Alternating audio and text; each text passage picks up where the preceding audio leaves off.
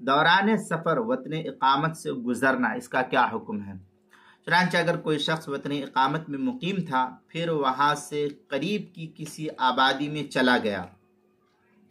और वहाँ 2-4 रोज ठहर कर फिर सफ़र के इरादे से चला, और जिस जगह उसे जाना है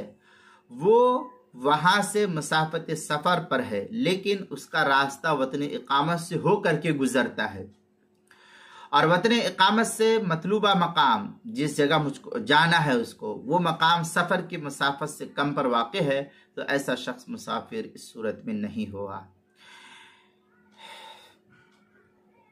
इसलिए कि उसका वतन इकामत बातिल नहीं हुआ। अलबत्ता अगर मतलूबा जगह के रास्ते में वतन इकामत नहीं पड़ता,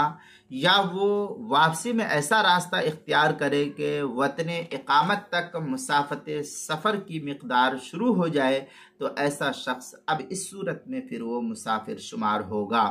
चुनांचे अल्लामा शामी लिखते हैं, वल हासिलु अन्न इंशा सफ़र यब्तुल वतनुल इकामा इदा कान मिन्हु अम्मा लव अंशाअहु मिन गैरिही फइल्लम यकुन फीही मुरूरुन अला वतनिल इकामा। इस तरीके की इबारत जो है फतवा शामी जो